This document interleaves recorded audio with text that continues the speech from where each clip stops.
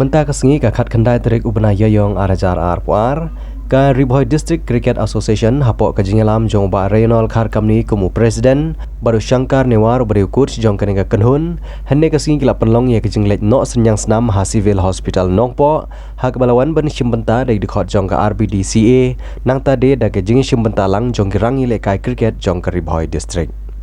Kini kejing lenyok senyang senam kini kekenhun kolong kum shibenta ban kerjaan ya lagi para mansim ban yo ya kejing irap ladaki don kam senam ha kapor jong kapang kashitom.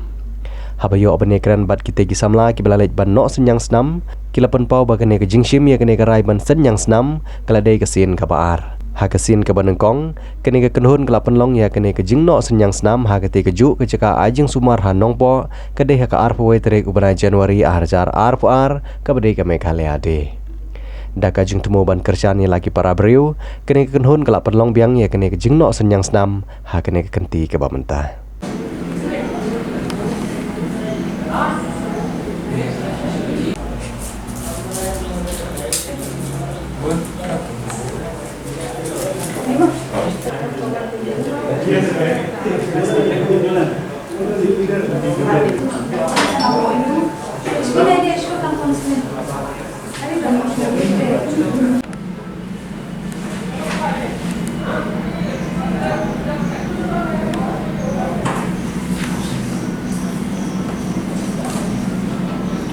Buat kebaar bagi donate blood hang ni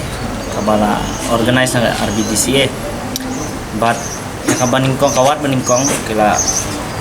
donate au benai Januari arpoi tarik kasngi Meghalaya de yakatu la organize lembaga MCA ngina kaliang RBDCA ngin on ban donate hang ni but ka insa don biang ka jing donate blood di benai banwan kum ta tetep but aku on encourage ki nak semula jongi ba kinuan ban ai senam ni ane hanono ka blood bank airu marba kolong healthy nam ta kamet jongi de kanyara bro ekiwai which is done by RBDCA. The first batch was done by Meghalaya Cricket Association. So we are happy to give blood since it's a very good work, social work, and at the same time I think blood donation is very good in social.